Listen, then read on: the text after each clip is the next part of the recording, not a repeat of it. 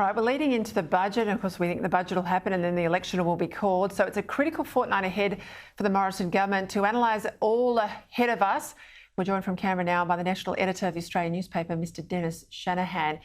Dennis, great to have you on the show. Great to be back and get right into this lead up to the election being called. We know it's on the near horizon. The PM's been copying over his response to the Queensland floods and New South Wales as well.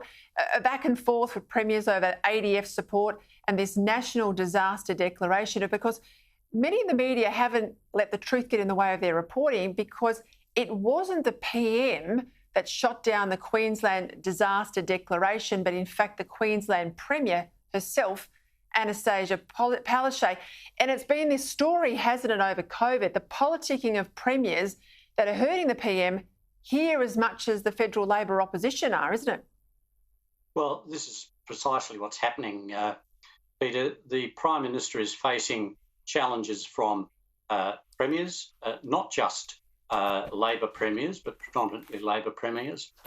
And Anthony Albanese, being the good politician that he is taking full advantage of it.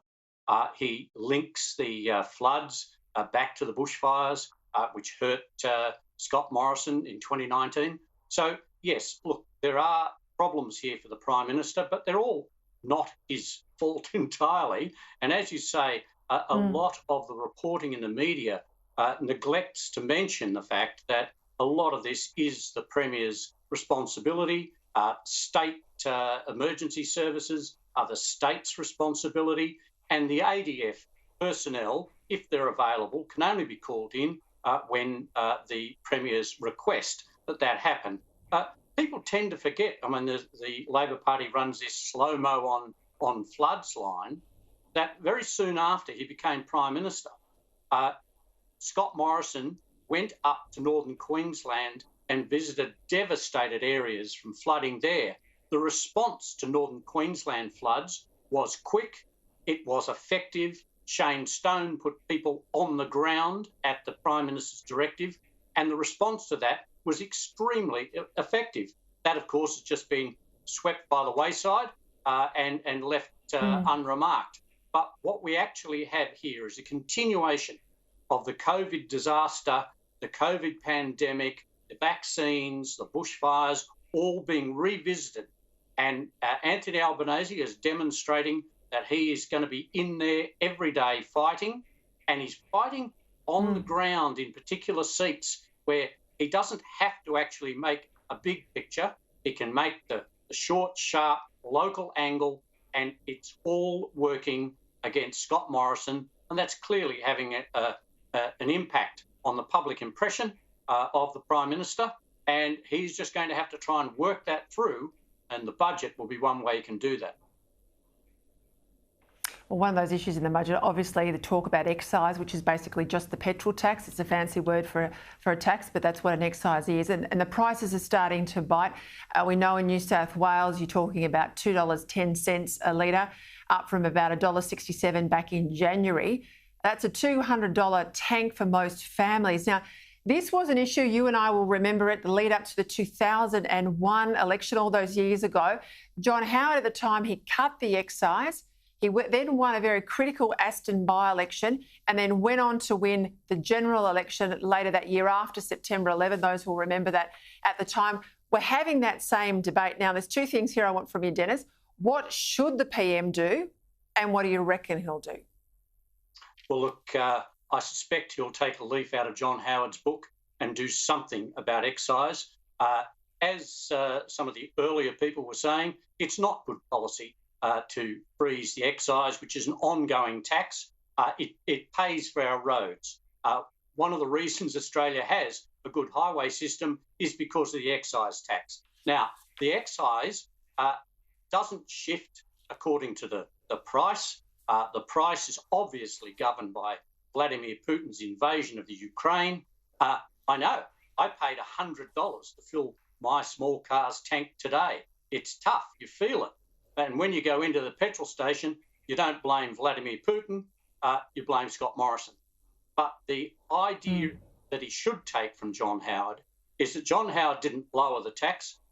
What he did was put a freeze on it so that the indexation didn't operate and that it was at least seen to be doing something. And I think this is one of those times when Scott Morrison has to say, this is not necessarily good policy, but it's good politics. You should try and be seen to be doing things. When John Howard was under pressure on the GST, he turned around and said to Peter Costello, change some of these rules for small business. And Peter Costello said they really won't make a great deal of difference. But they did. That is, they did change them, and they made a difference to the attitude to the government from small business, while, as Peter Costello said, they didn't actually make a great deal of change to what was happening at the small business level. Governments at times have to be seen to be reacting to people, and if that means doing something which may not be good policy, well, if you're facing an onslaught of public demands, then at some stage you have to just say, yes, I've got to do something and do it. Yeah, they've got to listen, and particularly when we all know politicians don't pay for any fuel that goes in their tanks, in any car they're in. And we also know with this drive to electric vehicles, there's nothing coming out of the electric vehicle to pay for the roads they use. And that's another discrepancy that I think more and more people are picking up. Let's go to News Poll. It's dominated headlines around the country today. No change in the primary vote.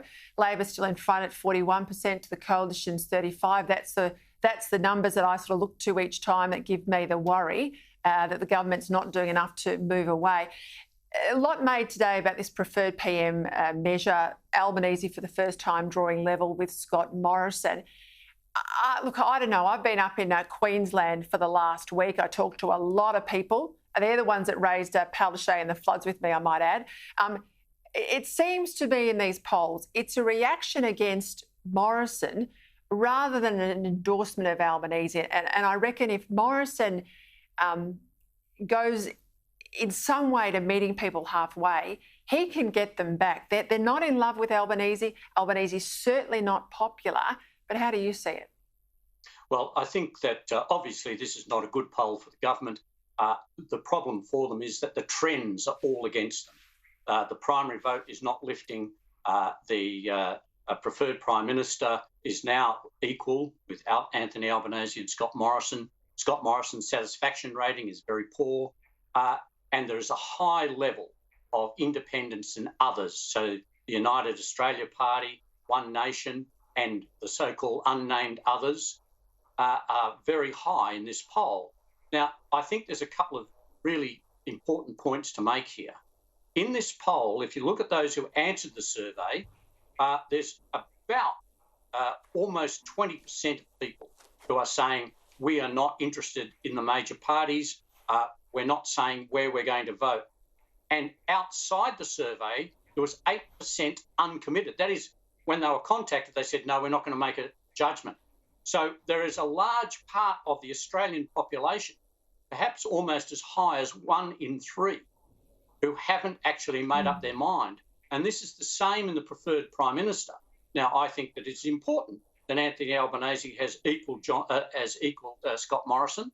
But again, a very high double-digit uncommitted in that issue. So I think there's still a lot of people out there who haven't made up their minds. And I think that I know Anthony Albanese knows this is going to be tight. I know that he is not trying not to listen to the polls. He's trying to convince his MPs to ignore the polls.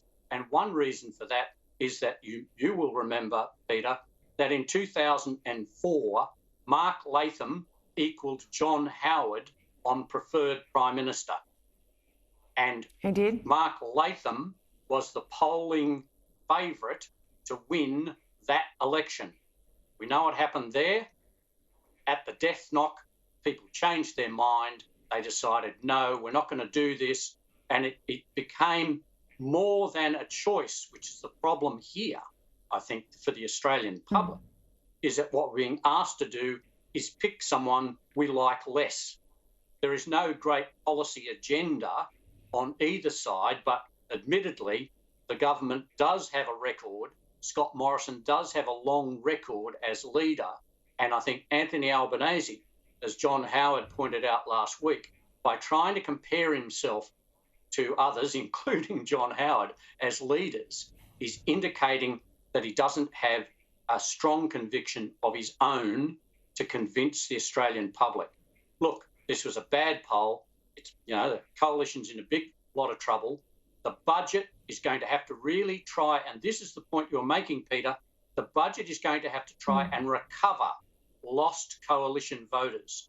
They are voters in the older demographics and conservative voters. They need something for older people, for women, married women, women at home, children, childcare, and they need to have something out there they can throw to the conservative voters who they've lost and they have to recover if they're going to win.